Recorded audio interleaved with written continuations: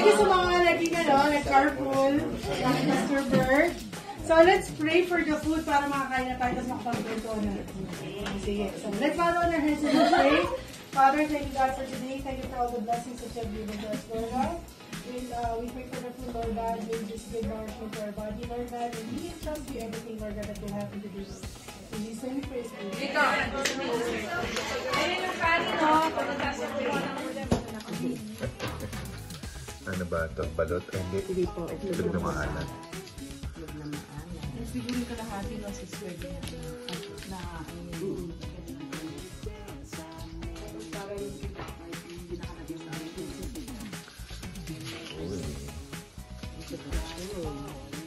Tama, birthday ni Pastor Bert. Early celebration.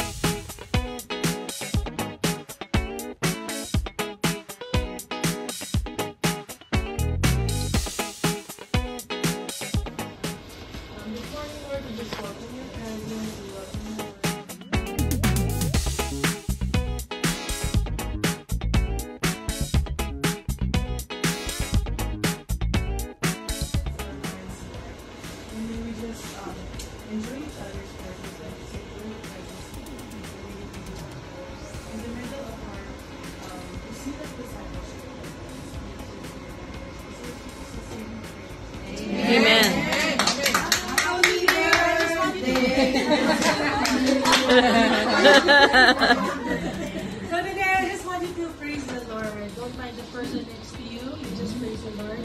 Di ba tayo mga babae, di ba pag talaga nag-pray tayo, tahimik lang tayo, tapos nakatawa na tayo. So let it be like that. So let's sing. Let's be like that. Hello po. Hello! Hi! Say hi! Hi! Bale, sa grupo namin, thankful po kami na nagkaroon ng ganito na group. Kasi po, kasi we can relate to each other na hindi pala tayo na magkakaiba. Halos pare-pareho tayo na pinagdadaanan. Yung feelings are validated na pare-pareho yung, and then pare-pareho yung reactions natin almost. And then, yung pong isang bagay na na-learn ko is God really speaks through us kasi pag po naramdaman natin yung isang negative na bagay, tinuturo niya sa atin kapag nag-submit tayo sa Kanya kung ano yung dapat yung gawin or reaction. Thank you! Thank you! Sino ka ba tao? Hi! Hi! Again, let's say hi! Hi! Anak ko yan! Ayan ang proud mommy. So for our group, I was really thankful that as youth, we were able to be open to each other on our struggles in academics and also in working. I was really thankful because all of us were open to being vulnerable to each other. We're starting to know each other, we're starting to know the Lord. It was like a very beautiful experience because we're all just trying to understand Him more, and we're also doing our own efforts in becoming like a child of God, like together. Amen. Any addition? Nicole? Good? Jess? Hello, I'm Sister Claire. I-share ko lang po yung sa group namin where the apat lang po kami but we had so much fun.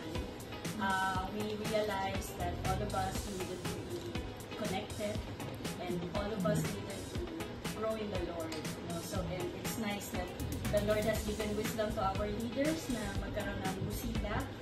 And we learned so much from each other, from yung sa husband, how to be with the husband, how to deal with the husband, and that yung tungkol po sa mouth natin, it's that's a tongue. Kasi ginagamit dito pag food, di ba? So, yung sa tongue is that, yung isang magandang characteristic ng isang Christian is to be self-control. And that would make us different kung saan man yung ating workplace. Amen. And isa pang learning na na-catch ko from my team is that we need to appreciate our pastors because Amen. yung pagiging selfless nila, let us also support them and go for more ministries. Amen. Hello, good noon. We praise the Lord for this is already the start of the foundation of our being as the group of women.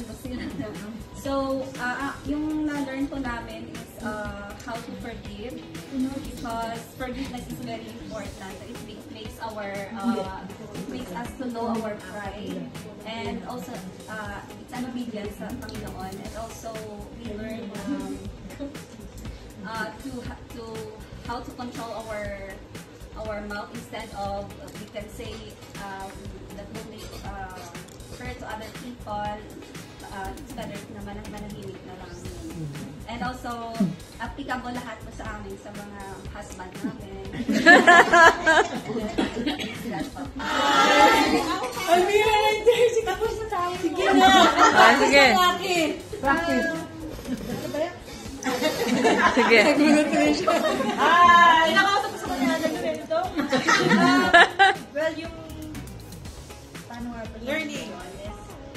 Yun nga, yung self-control, yung siguro ang inano namin is pag talagang nasa height ka ng anger mo or gusto mo nang sabihin yung masakit na word para naman ano yung sa yung looban mo.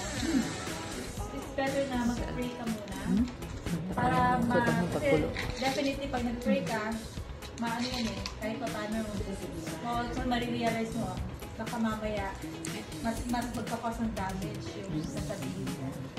Kaya dapat bago pag galit ka, magkano ka ng time sa sarili mo. Ay, sabi namin. isolate mo para Isolation. think ka. Isolation, ha? Yung Quarantine, sarili mo, girl. isolate, ikaw i-isolate mo kasi baka mamaya mag-cause ka ng mas grabing damage pag sinabi mo gusto mong sabihin. Kaya napagkwentuhan kasi namin kanina, minsan pagkatapos mo o nakatulog ka na, minsan nagtataka ka pa bakit pinakalusaw ng galit. Minsan question mo pa sarili mo na, bakit na ako galit? Bakit pa galit? Bakit ko nasasabi yung mga galit? Ba't ka naiisip? Kaya naman naman yung pinag-awalan. Kaya nang lumaking mo. Practice yan. Praise God po dahil praise God po kasi natutunan po namin yung yun nga, forgiveness. Importante ang forgiveness sa buhay natin, especially si God is napakalaki ng sa atin na sinugib niya tayo sa nataktaran natin. So, sino tayo para hindi mag-forgive also? And also sa... Yun lang. I praise the Lord that all of us are connected. Amen. Busilak. Busilik. Starting with the women. Do not seek out in certain tongues, but in gracious improvements. Amen. So I believe that higher that not just only the single group in each group is taking the task to break down the questions, the importance of that. We are developing ourselves, our independent self to also be with God. And that's the most important thing that I think that overall in the discussion task and hopefully in the future we connect to our facilitators to speak even more about our struggles and issues. So I do think that the strength of women is very powerful, especially to the husbands in the future and our relationship with ourselves. Amen. Amen. Pictures you per group at the same time. Don't forget, you can meet either December. December is a busy month, but you can meet January if you want as a group. So get connected, create your chat group. Okay? Then get connected. Then we're planning to introduce.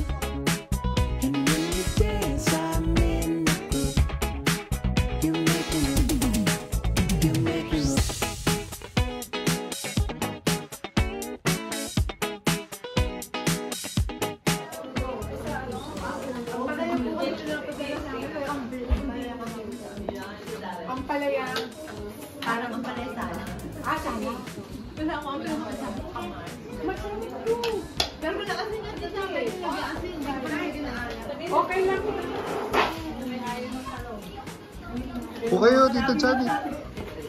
Ito po. Wala tayo. Ayan.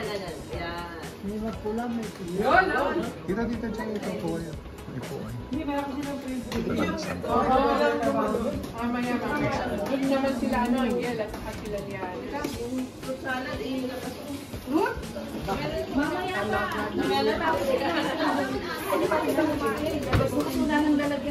Parang pumapayat ka, Jasmine, ah. Ha?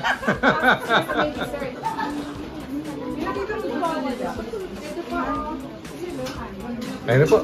Sige, Maso. Because man is a national being. Kami can reject what we cannot believe.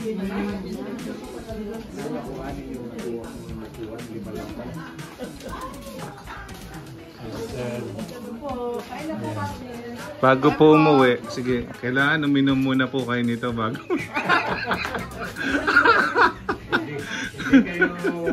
Hindi po kayo uwi hanggat di kayo uminom nito, ah.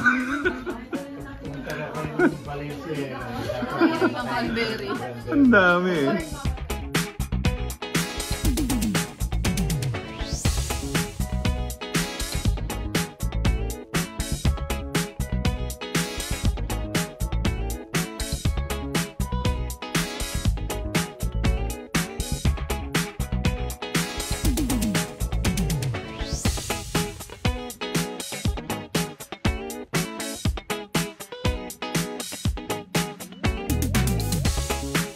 You got it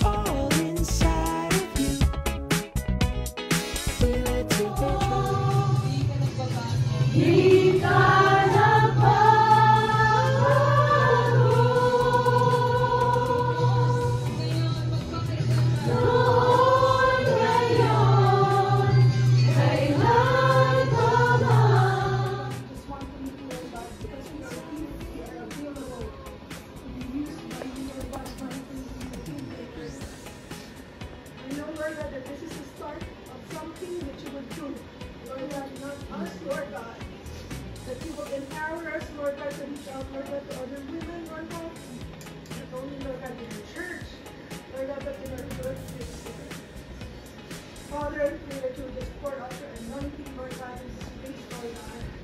Whether, Lord God, you are young, old, Lord, whatever, Lord God, age or thing.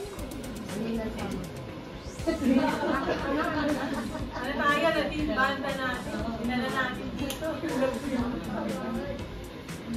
let's pray to the Lord.